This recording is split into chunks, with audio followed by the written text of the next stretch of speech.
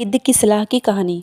किसी घने जंगल में गिद्धों का एक झुंड रहा करता था। उसका पूरा झुंड एक साथ उड़ान भरते और साथ ही में शिकार करते थे। एक बार वो सभी उड़ते उड़ते किसी टापू पर पहुंच गए। वहां बहुत सी मछली और मेंढक रहते थे।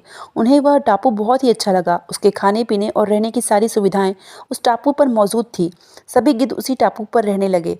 अब उन्हें शिकार के लिए कहीं जाना नहीं पड़ता था। सभी बिना किसी मेहनत के भरपेट भोजन करते और उस टापू पर असल में जीवन बिताने लगे। उसी झुंड में एक बूढ़ा गिद्ध भी रहता था। वह बूढ़ा गिद्ध ये सब देखकर बहुत परेशान रहता था।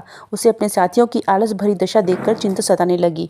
वो सभी गिद्धों को कई बार चेतावनी भी देता कि मित्रों, हमें फिर से शिकार के लिए उड़ान भरनी चाहिए ताकि हम अपना शिकार करने की कला को और भी मजबूत बनाए रख सकें।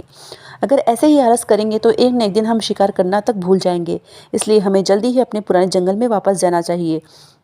उस बूढ़े गिद्ध की सलाह सुनकर सभी गिद्ध हंसने लगे।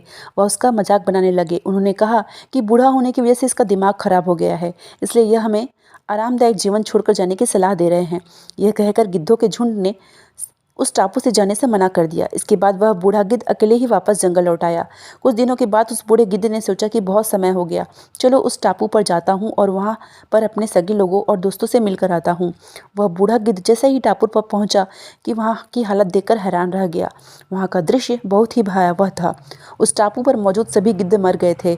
वहाँ पर सिर्फ उनकी लाशें ही पड़ी थी। तभी उसे कोने में एक घायल गिद्ध दिखाई दिया। वह उसके पास गया और वहाँ की हालत के बारे में पूछा।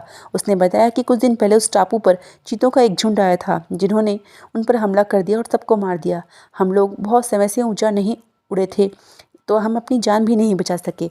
हमारे पंजों में उनसे मुकाबला करने की क्षमता भी कम हो गई थी। उस घायल गिद्ध की बात सुनकर बूढ़े गिद्ध को बहुत दुख हुआ। उसके मरने के बाद बूढ़ा गिद्ध वापस से अपने जंगल वापस चला गया। कहानी से सीख, हमें हर हाल में अपनी शक्ति और अधिकारों की रक्षा करनी चाहिए। अगर आलस की वजह से अपना कर्तव्य करना छोड़ देंगे तो भविष्य में यह हमारे लिए बहुत ही घातक हो सकता है।